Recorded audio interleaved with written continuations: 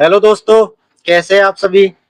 आपके बीच लेकर आ रहे हैं हिंदी का प्रैक्टिस सेट नंबर 11, जो आपके आने वाले एग्जाम के लिए बहुत ही इंपॉर्टेंट होने वाले हैं। और ये प्रीवियस ईयर में आए हुए क्वेश्चन हैं।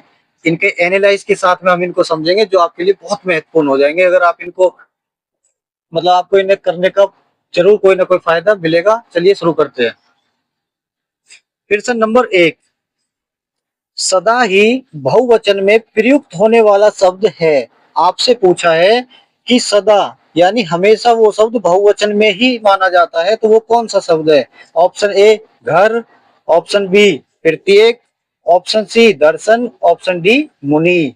जैसा कि आपको जरूर याद होगा कि हमेशा बहुवचन में प्रयोग होने वाला शब्द है दर्शन। अब जैसे दर्शन है, ऐसे ही कुछ शब्द होते हैं जो बहुत इंपॉर्टेंट है, जो हमेशा बहुवचन में ही प्रयोग किए जाते हैं। जैसे देखते हैं आपका, अगर हम देखें तो हस्ताक्षर। हस्ताक्षर हमेशा सदा बहुवचन में ही प्रयोग किया जाता है। दूसरा हो जाएगा आपका आंसू। उसके बाद आपका प्राण, दाम, अक्षत और लोग आदि, ये वो शब्द है जो हमेशा बहुवचन में प्रयोग होते हैं। तो आपको इन्हें याद कर लेना है। घर, घर का हो जाएगा घरों, अगर इसे बहुवचन में प्रयोग करना है क्या हो जाएगा, घरों। और जो प्रत्येक है ना, ये प्रत्येक, ये हमेशा, ये आपके लिए बहुत इंपॉर्टेंट है। इसमें बच्चा कंफ्यूज रहता है हमेशा। प्रत्येक, प्रत्येक सदा एक वचन में प्रयोग होता है, यानी प्रत्येक शब्द सदा एक बहुवचन बहुवचन में ही रहेगा। तो और मुनि, मुनि ऐसा शब्द है जो हम दोनों में प्रयोग करते हैं। आपके लिए तो इम्पोर्टेंट ये दोनों ही है, लेकिन समझने के लिए हम बता देते हैं, मुनि दोनों में प्रयोग होता है। जैसे जैसे मुनि ने बालक को आशीर्वाद दिया, तो यहाँ पर क्या प्रयोग किया आपने, आपने एक वचन में प्रयोग किया। दूसरा, मुनि भोजन कर रहे हैं, तो यहाँ पर मुनि बहुवचन में प्रयोग हो गया। उम्मीद है अच्छे से समझ में आया होगा। चलिए चलते हैं प्रश्न नंबर 2 की तरफ। निम्नलिखित में कौन सा शब्द पुल्लिंग है। देखिए, शब्द को वाक्य में प्रयोग करने से अगर स्त्री लिंग का भाव नजर आए तो स्त्रीलिंग होगा, और पुरुष का भाव आए तो वो शब्द पुल्लिंग होगा। अभी देखते हैं। जैसे वचन, वचन को समझेंगे कि राजा दशरथ ने ऋषियों को वचन दिया कि वे राम को उनकी सुरक्षा के लिए वन में जरूर भेजेंगे। तो यहाँ पर वचन दिया, वचन दी थोड़ी होगा, तो ये तो हो जाएगा आपका पुल्लिंग, और यही आपका करेक्ट आंसर है। लेकिन ऑप्शन को भी समझते हुए चलेंगे। अरे, मुझे तो व्यापार में बहुत हानि हो गई, हानि हो गई यानी स्त्रीलिंग का भाव आ रहा है। प्यास, मुझे बहुत प्यास लगी है। आपने हमेशा देखा होगा मुझे बहुत प्यास लगा है, ऐसा कभी बोलते हैं नहीं। तो क्या हो जाएगा, मुझे बहुत प्यास लगी है, स्त्रीलिंग। अरे, तुम्हें तो बहुत बचत हो रही है, तो ये भी स्त्रीलिंग। ये तीनों आपके स्त्रीलिंग हो जाएंगे। चलिए क्वेश्चन नंबर 3 देखते हैं। निम्नलिखित में से तद्भव शब्द छांटिए। तद्भव, दो शब्द होते हैं, तत्सम और तद्भव। तत्सम होता है जो संस्कृत से ज्यों का त्यों लिया जाए, उसमें कोई बदलाव ना हो।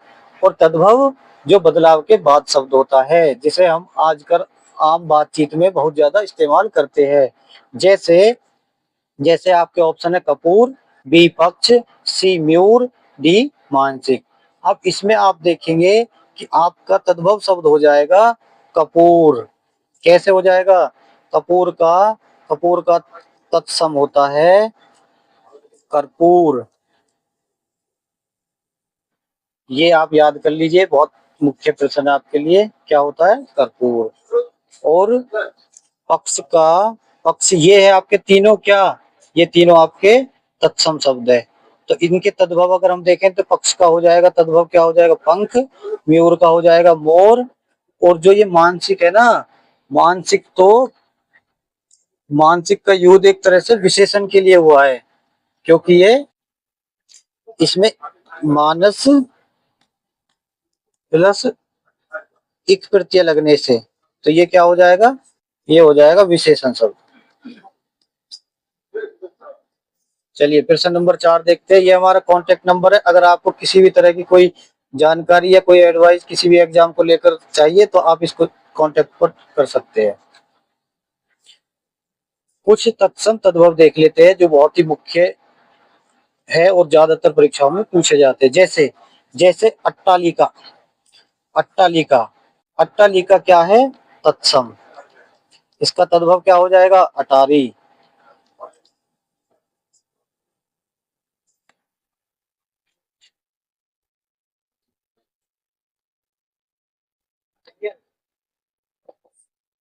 अब आप देखेंगे उज्जवल।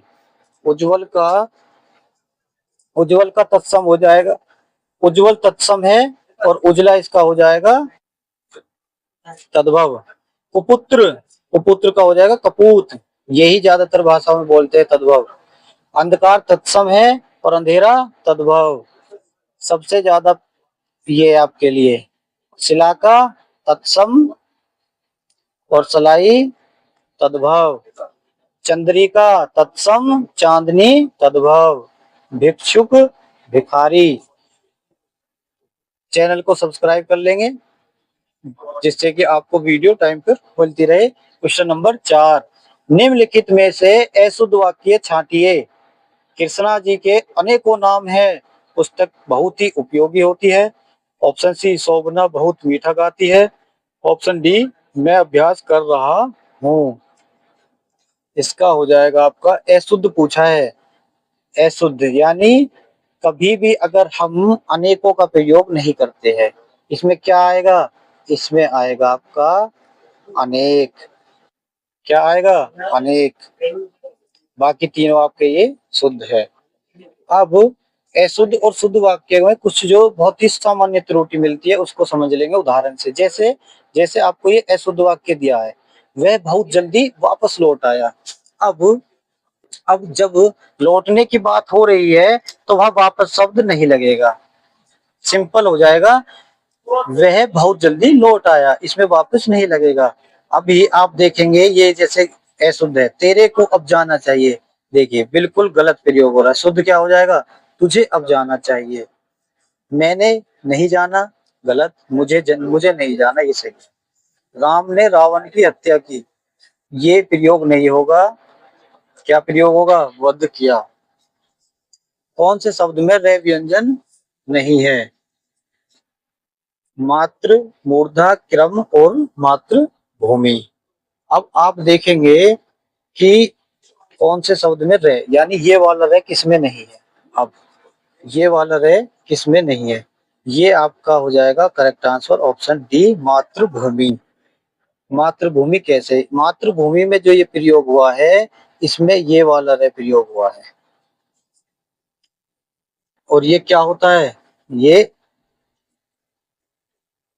स्वर होता है। और इनमें जो आपका प्रयोग हुआ है ये वाला रे इन तीनों में प्रयोग हुआ है। जैसे क्रम, ये नीचे है तो इसे कौन सा बोल देंगे? इसे बोल देंगे पदेन रूप। मूर्धा, इसमें रे ऊपर है तो ये क्या हो जाएगा? ये हो जाएगा आपका रेप रूप, यानी ऊपर है। और मात्र में भी आपका ये नीचे है तो ये क्या हो जाएगा? पदेन रूप।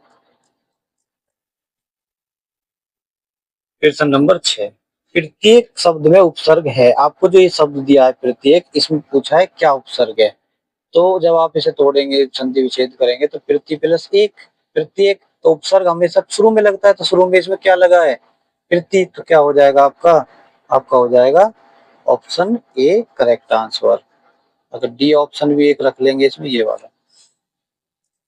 क्वेश्चन नंबर 7, वीर रस का स्थायी भाव होता है। देखिए वीर रस, जो हमें योद्धाओं की कहानियां सुनाई जाती है उससे जो हमें रोम रोम खड़ा होता है, जो उत्पन्न जो भावनाएं है वही वीर रस होती है। तो कैसी होती है वो? अरे कैसी होती है? रति, करशोक, क्रोध, उत्साह। उत्साह होती है, उत्साह। अब देखेंगे जैसे रति। रति किसका? ये होती है, किसका स्थायी भाव है? श्रृंगार रस का। करशोक, करुण, करुण रस का, जिसमें दुख की कोई शोक उत्पन्न होता है। क्रोध, क्रोध हो जाएगा आपका ये रौद्र, रौद्र रस का स्थायी भाव क्या, क्रोध। प्रश्न नंबर 8, सदैव शब्द में संधि है।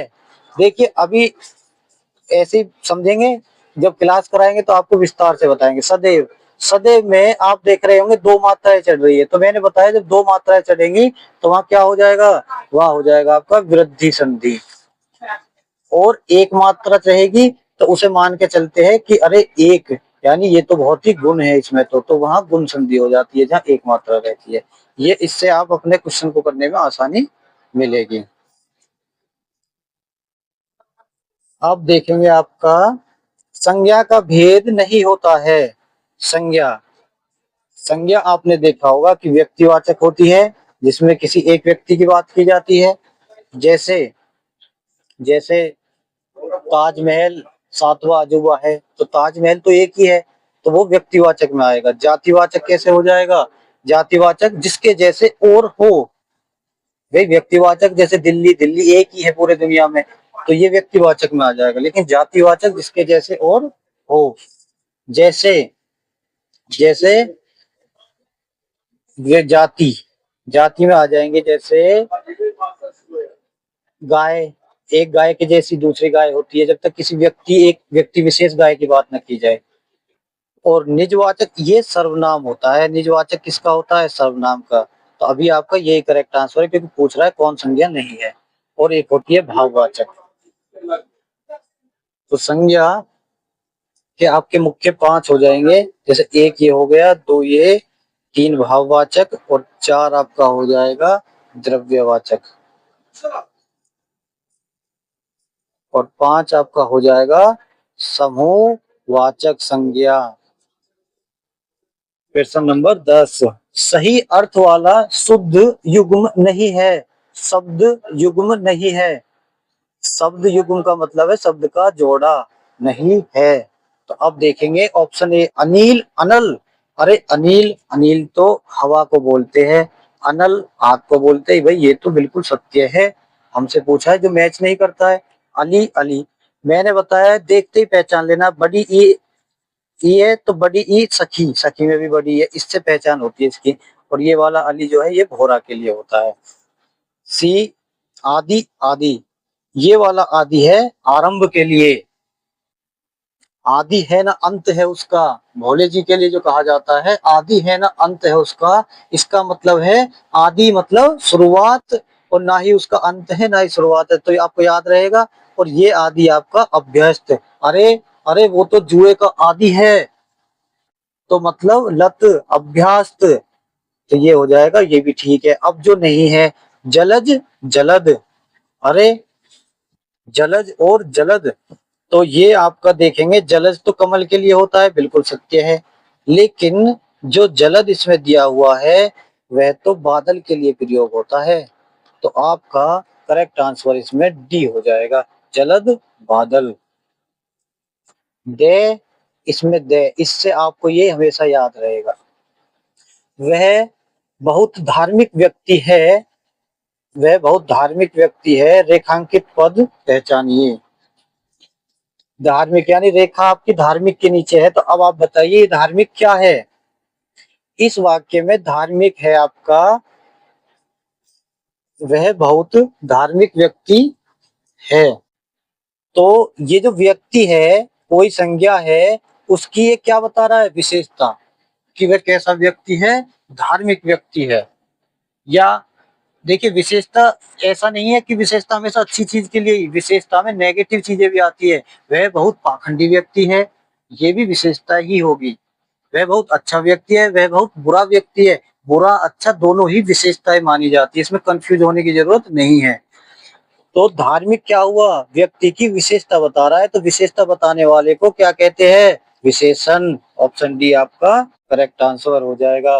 प्रश्न नंबर 12, क्या आप घर भी जाएंगे, वाक्य में रेखांकित पद है। रेखांकित पद यानी आप, तो आप हमसे पूछा है कि ये वाक्य में क्या है, संज्ञा है नहीं, विशेषण नहीं, विशेषता नहीं बता रहा है, क्रिया तो जाने की हो रही है। आप इसमें है सर्वनाम। मैंने बताया है सर्वनाम कुल कितने होते हैं, सर्वनाम कुल 11 होते हैं। पिछले प्रैक्टिस सेटों को कीजिए ध्यान से, सब कुछ करा चुका हूं आपको। वह काम नहीं करता, वाक्य में अव्यय पद बताइए, अव्यय को समझिए। अव्यय मतलब इसे दो भागों में तोड़ेंगे, ए प्लस व्यय। ए जो नहीं होता हो, व्यय, व्यय मीन्स खर्च, बोलते हैं ना आय व्यय, ये वही व्यय है यानी खर्च। तो अब इससे क्या परिभाषा बनी कि ऐसा भी कोई पद होता है, ऐसा भी कोई शब्द होता है जो खर्च नहीं होता, बिल्कुल। वो ऐसे शब्द होते हैं जिनमें चाहे आप संज्ञा बदल लीजिए, चाहे सर कुछ भी बदल लीजिए, क्रिया बदल लीजिए, लेकिन वो शब्द ज्यों का त्यों ही लिखा जाएगा। जैसे जैसे वह काम नहीं करता, इसको तो आप ये भी लिख सकते हो वे काम नहीं करते हैं। उसके बाद वह काम नहीं करता, वह कार्य नहीं करता, इसको भी बदला जा सकता है। क्या है जो नहीं बदला जाएगा, वो है नहीं। तो आपका अव्यय हो जाएगा नहीं।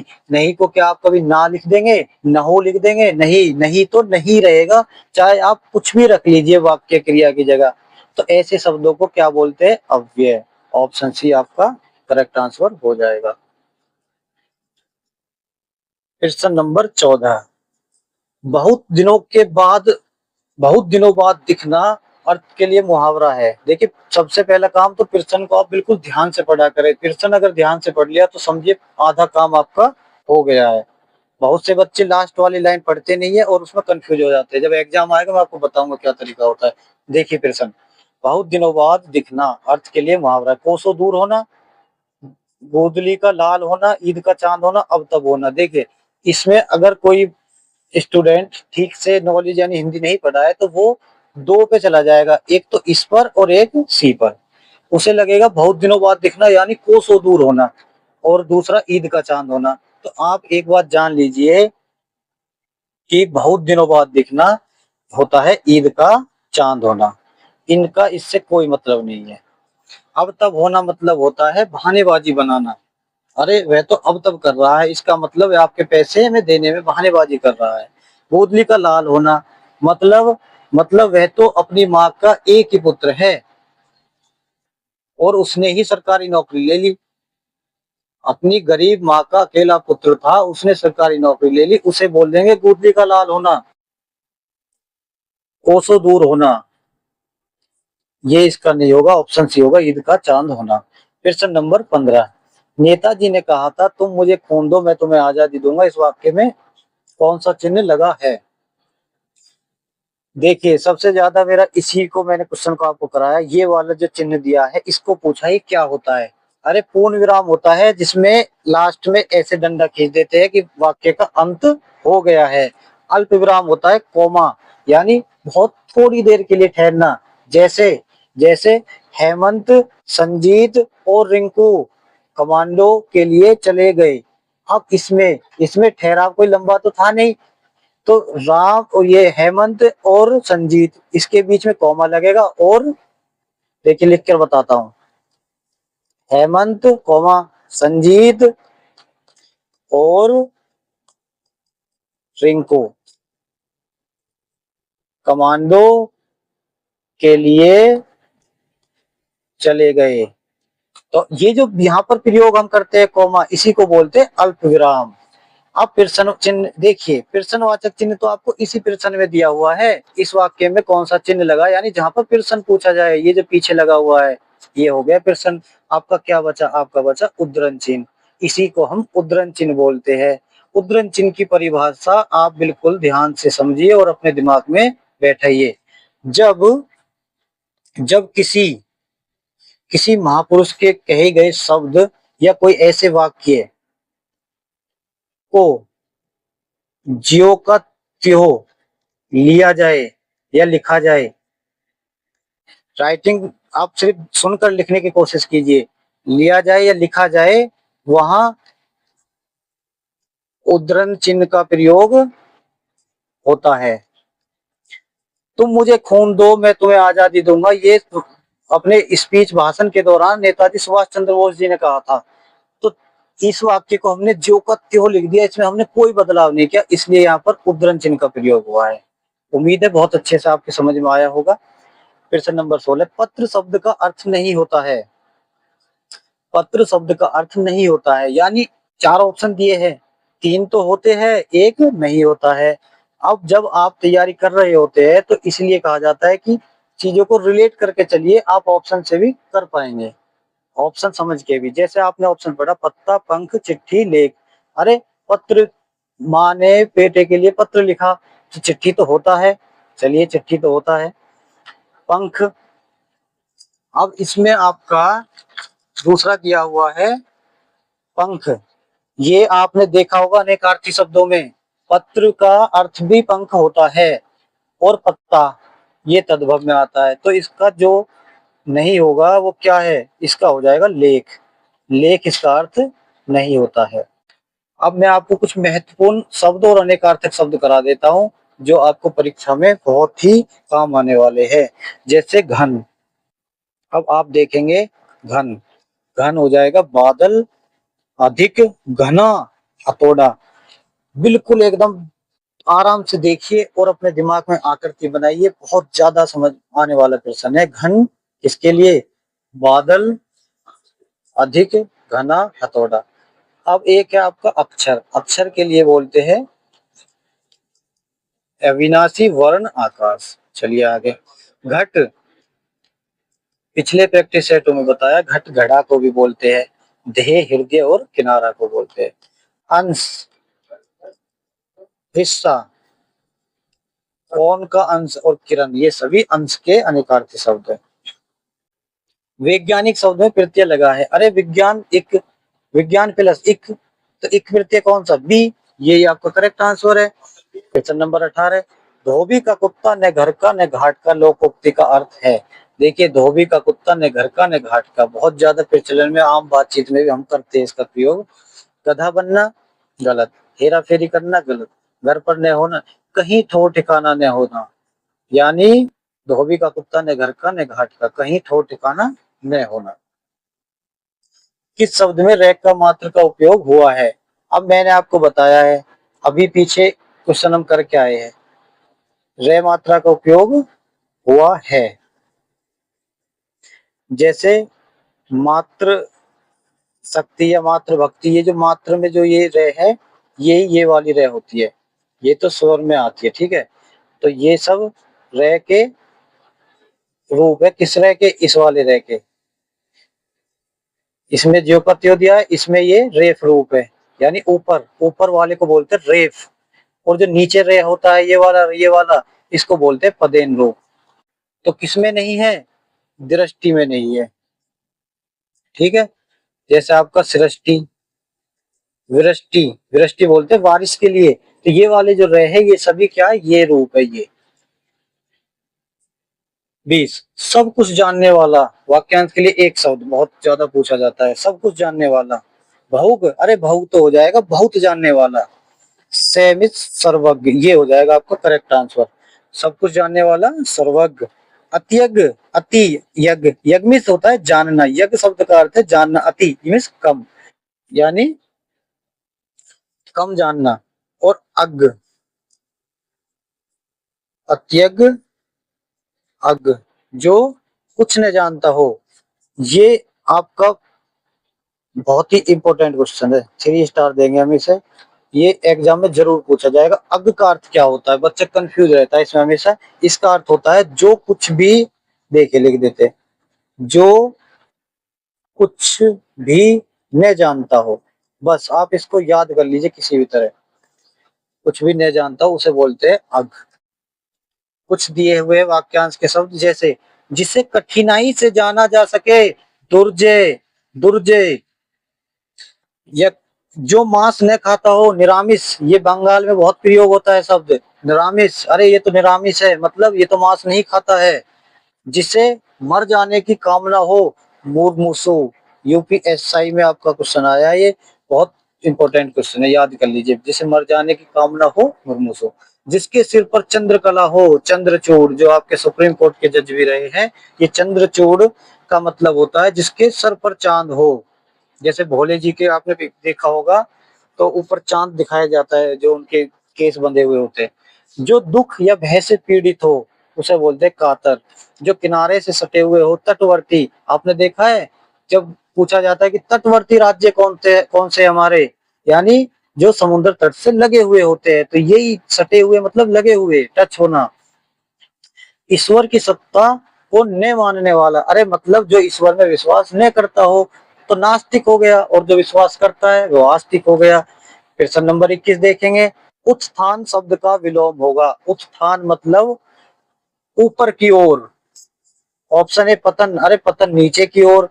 उड़ान अधर ध्रुव, तो आपका करेक्ट आंसर हो गया इसका विलोम पतन। ये आपका करेक्ट आंसर हो जाएगा। से का उच्चारण स्थान है, देखिए आपने जरूर के टी एम दो, कंठ तालु मूर्धन्य दंत ओष्ठ्य, और इसमें आपका क्या हो जाएगा, कचट तप, यानी कै वर्ण वाले, चे टे ते पे वर्ण वाले। अब अब आपको ये से, जब मैं विस्तार से क्लास लूंगा तब आपको बताऊंगा कि से जो है ऊपर वाले कै वर्ण में आता है विवाह, उसके बाद आता है यस, विवाह है यश का, विवाह है यश का, तो है पिछले प्रैक्टिस सेट में बता रहा हूँ, आप हमारे प्रैक्टिस सेट को जरूर कीजिए। है है हो जाएगा आपका कंठ। तो अब जब हम देखेंगे यस दूसरी लाइन में है च वर्ण में, तो ये किससे बोले जाते हैं, कि अरे ये तो तालु से बोले जाते हैं, तो आपका ऑप्शन भी करेक्ट आंसर हो जाएगा। 23 सद्भावना शब्द में समास है, ये हो जाएगा आपका जब इसे तोड़ेंगे, सत्य प्लस भावना यानी सच्ची भावना। तो भावना कैसी है, झूठी सच्ची, सच्ची यानी भावना की क्या बता रहा है, विशेषता। तो मैंने बताया है जिसमें जिसमें विशेष्य प्लस विशेषण, विशेष्य प्लस विशेषण का संबंध हो, वह क्या होता है, कर्मधारय समास होता है। तो सद्भावना कैसा हो गया, कर्मधारय समास। प्रश्न नंबर 24, भाववाच्य का उदाहरण कौन सा है। भाववाच्य होते हैं जो असमर्थता प्रकट हो, असमर्थता, असमर्थता प्रकट हो, उसका भाव मिले, तो ये क्या हो जाएगा आपका। अब चला जाए, रवि आम चूसता है, मोहिनी पत्र लिखती है, शीला से आम खाया नहीं जाता है, तो ये आपका क्या हो गया, भाववाच्य। अब आप देखेंगे कि अब चला जाए, यानी चलने की बात हो रही है, तो ये क्या हो गया, कर्मवाच्य। रावी आम चूसता है, अगर मान लिया रवि की जगह शीला होता तो क्या हो जाता, शीला आम चूसती है, तो ये बदल रहा है ना किससे, कर्ता से, तो क्या हो गया, कर्तृवाच्य। मोहिनी पत्र लिखती है, मोहन पत्र लिखता है, ता हो जाता, तो ये भी किससे, कर्ता से बदल रहा है, तो क्या कर्तृवाच्य हो गया। वाच्य कितने होते हैं, वाच्य होते हैं 3 प्रकार के, एक ये प्रश्न भी पूछा जाता है, कौन कौन से, कर्तृवाच्य, कर्मवाच्य और आपका भाववाच्य। मुदित मनोहर मानस देखा पक्ति में अलंकार है, आप पहचान रहे होंगे, देखिए मैं का रिपीट हो रहा है, यानी जहां वर्ण की बार बार रिपीटेशन हो, यानी कोई वर्ण बार बार आए, तो वहां क्या होता है, वहां होता है अनुप्रास अलंकार। उम्मीद है अनुप्रास अलंकार आप जरूर अच्छे से समझ पा रहे होंगे। अब समझिए रूपक अलंकार, मैं आपको हर प्रैक्टिस सेट में बताता हूँ। रूपक, रूपक का मतलब होता है कि इसमें समानता नहीं होती है, इसमें ज्यों का त्यों बता दिया जाता है। जैसे जैसे जैसे आपका हो जाएगा, कोमल का मुख चंद्र है, मतलब मुख चांद सा है नहीं बताया है, मुख को ही चांद बता दिया है, तो वो आरोप बिल्कुल वही चीज बता दी जाती है, वहां पर होता है रूपक। आपने देखा रूप, उसी का रूप बिल्कुल, तो रूपक हो जाता है वहां पर। जैसे आपने देखा होगा, पायो जी मैंने तो राम रतन धन पाया, यहाँ पर राम रतन को धन ही बता दिया है, धन जैसा या वो नहीं, राम रतन धन है, धन बता दिया है। कोमल का मुख चंद्र, यानी चंद्रमा के समान है, चंद्रमा ही बता दिया है यहाँ पर। उपमा, उपमा में होता है जैसा सा, जैसे जैसे कोमल का मुख चंद्र सा है, मुख चंद्र के समान है, चंद्र के जैसा है। तो देखिए दोनों को आज आप बहुत अच्छे से समझ लेंगे, रूपक मुख चंद्र है, मुख ही चंद्रमा है, उपमा में होता है समानता बताना। मुख चंद्रमा के समान है, चंद्रमा जैसा है। अनुप्रास बता दिया आपको। यमक, यमक क्या होता है? यमक में शब्द कोई बार बार आए और उस शब्द का अर्थ अलग अलग अलग हो, वहां पर क्या यमक। जैसे जैसे एग्जाम्पल देखिए, वह 3 बेर खाती थी, वह 3 बेर खाती थी। इससे पहले आएगा आपका ये हो जाएगा आपका 3 बेर खाती थी, वह 3 बेर खाती थी। यहाँ बेर यानी फल की बात हो रही है और यहाँ पर गिनती की बात हो रही है कि 3 बार, जैसे 3 टाइम खाना खाना, उस तरह के 3 बार की बात हो रही है। तो बेर बेर, तो ये बेर सब तो सेम है लेकिन इनके अर्थ अलग अलग मिल रहे हैं। यही आपका बहुत इंपॉर्टेंट अलंकार है। आज आप बताएंगे मुझे कि 25 में से आपके कितने क्वेश्चन सही हुए हैं। इसको आप कमेंट में जरूर बताएंगे और इस वीडियो को अपने दोस्तों के साथ शेयर करेंगे।